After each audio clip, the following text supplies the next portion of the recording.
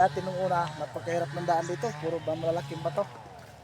Ngayon ay maganda na, medyo makinis-kinis na at malapit na rin simintuhin.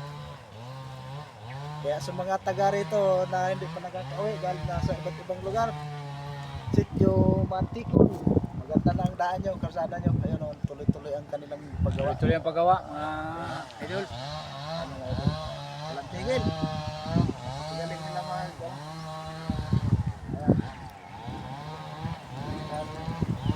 Walang tigil ang paggawa nila. Ganda ng daan. Yan, diretso, punta ron. View. Talaga yung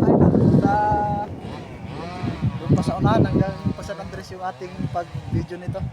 Punta sa aming team. Para yung hindi pa yung nadalang dumaan dito nung una, ngayon hindi na kayo dadala dahil maganda ng daan.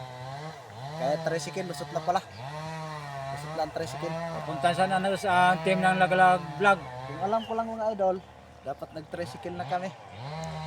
Pero matitingnan ko pa rin dyan kung ang daan dyan ay maganda na rin.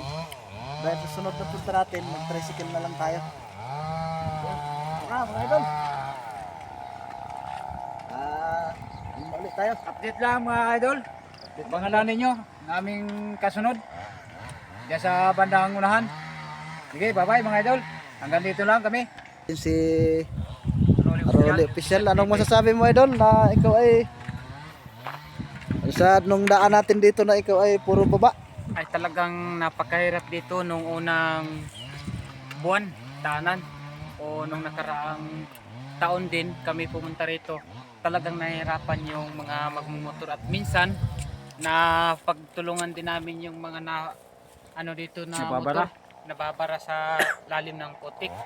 So kami rin nagpapasalamat sa ganitong ginagawa nila sa flood control sa ating mga Kapilipinong masisipag na dito sa Mutikol.